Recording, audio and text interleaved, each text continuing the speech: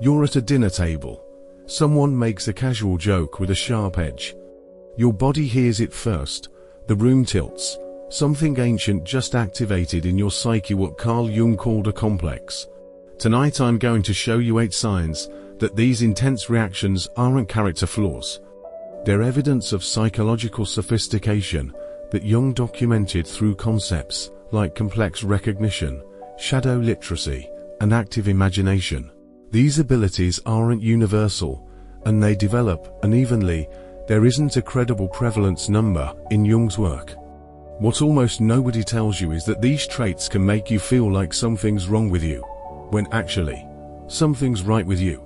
Keep one promise as you listen. Don't try to fix everything you hear. Let the information land. Your job isn't to be impressive. It's to be accurate about what you actually experience. Sign 1. When something triggers you, it's never proportional to what just happened. Someone says, "Are you sure you can handle that?" The tone sounds helpful, but your reaction isn't small. A file opens somewhere old. The present moment gets hijacked by something that happened before. You grow overly sharp or overly careful. Later you call it stress. Jung had a more precise word: complex and effect-toned complex, a knot of memory and meaning that once protected you, but now colors new situations before you can choose your response. Everyone has them. The difference is most people don't recognize when they're activated. Here's the skill that changes everything. Move from being inside the weather to standing under an awning. Naming the storm. That distance is tiny, about a centimeter, but it's everything. When you feel that disproportion, admit it silently. This landed bigger than the moment deserves. That sentence breaks the spell. Then find the precise word for what you're feeling. Not the vague words we use when we're embarrassed by intensity. The ones that sting with accuracy. Dismissed, invisible, tested, trapped. Finally, ask, what story is this feeling telling me about me? You don't have to solve it. Asking turns a flood into a tide. The email you were about to fire becomes a draft. The person in front of you shrinks back to human size. Sign 2. The people who irritate you most are showing you something you can't see about yourself. Picture the colleague who tightens your jaw. Always needs the spotlight, you tell yourself. Always bending the story, so the light finds them. You slam a pen to heart and deliver a speech to no one about standards. Jung called this shadow projection. Whatever you won't claim in yourself, you'll meet in others loudly. The intensity of your reaction is the clue. Here's how to stop paying that emotional toll. Choose one irritation that keeps finding you and write it in first person, as if you were the behavior you dislike. I pull the spotlight because attention once meant safety. I dodge responsibility because failure used to equal exile. You're not excusing anyone, you're putting the X-ray on the light table. One line will sting. That's the one that matters. Claiming it doesn't make you that person. It releases their grip on your mood. Tomorrow, when the pattern walks in wearing a new face, you won't need to punish them to stay intact. You'll set one boundary early or offer one kindness early, whichever keeps you honest.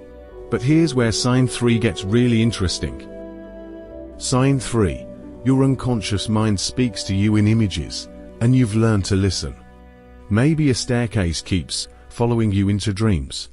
Narrow steps, fogged window, a railing that stings cold. You wake with a mood you can't name. Most people scroll it away. You don't, because you've learned the psyche switches languages when words run out. Jung discovered that images carry compressed information.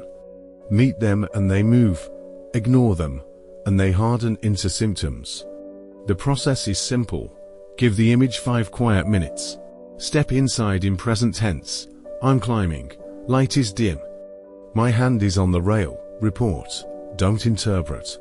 If a figure appears, a child, an animal, a tired version of you, ask what it wants you to understand. Most of the time the instruction is small and stubbornly practical. The staircase asks you to pause before taking the promotion. The fogged glass clears after one avoided phone call. The empty chair finally has someone sitting in it. who looks like a part of you leaving at home.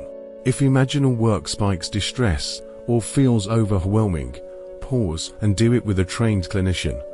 This isn't mysticism, it's Jung's active imagination, a documented psychological process that feeds the next function most people never develop.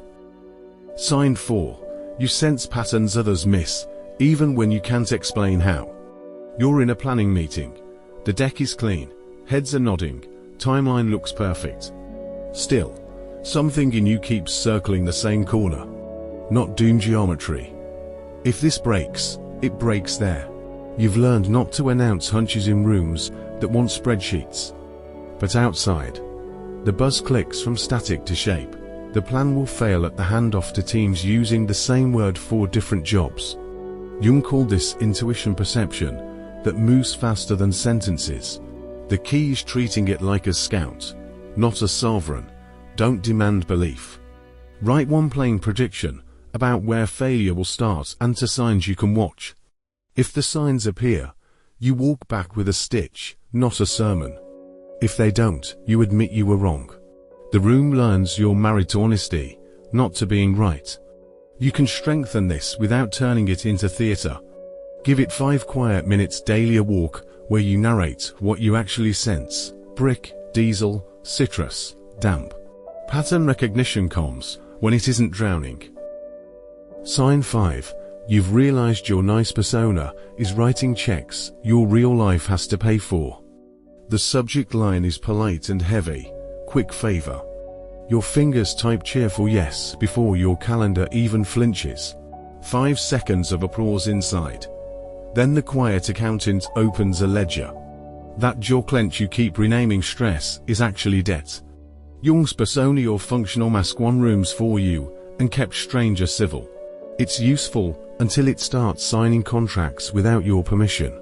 Before you open your inbox, write this sentence and keep it visible. I accept only what I can do without resenting the person I'm helping. When the next favor arrives, your reflex reaches for yes and bumps the line. Your answer changes shape. I can take the first piece by Thursday. The rest needs another pair of hands. You brace for punishment. It doesn't come. Often the reply is simple. That works. Test the move where it feels riskier. We're all good for Sunday, right? The old script cues your mouth. The new one speaks instead. I'm out for Sunday. I want to be useful when I show up, and I won't be. No explosion, just air, cleaner than before. This isn't rebellion, it's energy accounting. You're trading the sugar high of being easy for the steady calories of being consistent. Sign 6. You need solitude, not to hide from the world, but to remember who you are in it. With time no longer leaking, a room opens that you've avoided because it sounds dramatic. It isn't. It's infrastructure. Close the door for an hour. Bring a table, a pen, and the part of you that hijacks your mood when you won't listen. Expect 10 minutes of fidget. Then plain questions arrive. What did I say I valued this month? And what did last week prove? You write the kind answer: connection, focus, health, and beneath it, the audit, lunch over email, deep work traded for performative busy, calls to people you love made only when already spent. Where did I feel most like myself? Not the impressive hour, the honest one. You remember when you stopped trying to win the room and asked the question that mattered. Which promise is coming due, and what scope would be humane? You write what you will do, by when, at a size you can keep without resentment. Finish with one concrete act: the call, the cancellation, the completion. Repeat midweek and Sunday. Patterns appear. The same asks return. Move the deadline 2 days. Say the thing once and stop. Put your body outside, so your mind can't run the entire show. Sometimes the quiet brings grief. That means you finally turn the volume down enough to hear the backlog. If what surfaces is bigger than an hour can hold, bring it to someone trained for that work. In 2 minutes, a third-way test that prevents 30-day regrets. Sign 7. When facing major decisions, you've learned to resist your mind's demand for immediate relief. You're staring at 2 emails that will rewrite your weeks. One says stay, title, team, platform you built. The other says go, money, risk, new canvas. Your chest wants relief, not wisdom. Relief says pick one, sleep now, clean up later. But Jung had a name for the alternative, the transcendent function. You hold to true, but incompatible values long enough for a third possibility to appear that neither side could see alone. Grant both values their dignity. Staying isn't cowardice, it's continuity. Going isn't vanity, it's growth. When you stop caricaturing either pole, the nervous system stops arguing and starts listening. Then run tiny experiments, rather than making speeches. Have the conversation you've been postponing and put scope changes in writing. Take one step beyond fantasy for the new path, not a glossy reel, but a call with someone who has lived this move. Within days, a third geometry often draws itself. Keep the platform, cut the hours, raise the rates, use saved energy to pilot new work with real deadlines. Not either or, both and, with rules. Test it somatically. Relief rushes out of your face and chest. Resolution settles lower and heavier. Choose the feeling that sits, not the one that sparkles. Sleep on chapter-level choices when possible. The same discipline works where hearts are messier. You've stopped trusting a friend with soft parts of your life. Hold both poles, confront or protect. Then find the third way, namely impact. Make one request that can be honored without humiliation. Sign 8. You've learned to design your life around how your mind actually works, not how you think it should work. Your calendar demands one kind of thinking, while your brain is built for another. And the mismatch burns twice the fuel it should. Jung noticed people naturally prefer different ways of taking in information and deciding. In Jung's language, pattern maps to intuition, sequence to sensation, logic to thinking, values to feeling. Some see patterns first, maps and meaning before details. Others see sequence, steps and structure before vision. Some decide by logic, criteria and coherence. Others decide by values, impact and fit on people. None is better. What hurts is living as if you were built the opposite way. Design your week to cooperate with your wiring. Let your strongest function handle the highest stakes hour when your energy is fresh. If you're pattern-oriented, take the hilltop view before touching the inbox. Name the largest risks, sketch the shape of done, then anchor with concrete next steps. If you're sequence-oriented, complete one real task while your engine is sharp. Then give imagination a weekly window to consider bolder routes before paving the fastest road to the wrong destination. Guard against your neglected function, hijacking the show when ignored. Give it a small daily task so it stops taking hostages. If you live in patterns, touch something concrete daily. If you live in steps, let imagination breathe on purpose. This isn't self-help theater, it's energy accounting. Fit beats force every time. The depth tax, navigating relationships. Here's what Jung discovered about people with psychological depth. As your inner world stabilizes, your outer relationships will rearrange. Set new contracts in plain language. Your answering slower and more honestly. There will be fewer last-minute yeses and cleaner nos. When someone tries to turn your boundary into a moral trial, keep it procedural, not available for that. Here's what I can do. Two types will show up often. The light seeker who loves your calm and turns you into emergency support for problems they've rehearsed for years.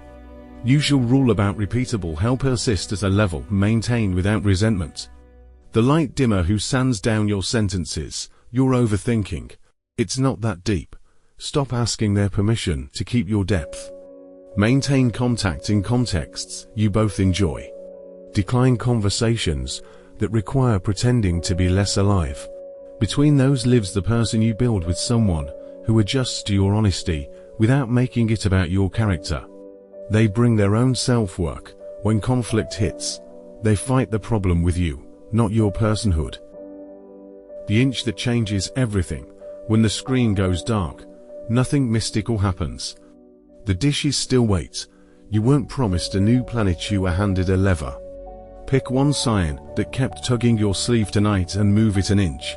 If the room tilts tomorrow, tell yourself the truth and name the story. If the mirror keeps arguing, write the lines and answer with one boundary or kindness.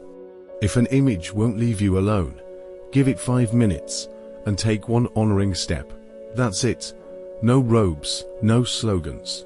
The work lives on your calendar and in your mouth. When one practice moves the most for the least cost, keep it for a month. When it starts feeling like breathing, add another. Depth doesn't need witnesses. It needs practice. If you recognize yourself in these patterns, comment psychologically rare. And if you want the deeper cut on any of these signs, let me know which one hit hardest. I'll bring the specific traps that break it and the smallest repetitions that make it stick. The world doesn't need you smaller, quieter, or more convenient. It needs you exactly as you are, psychologically sophisticated and done apologizing for it.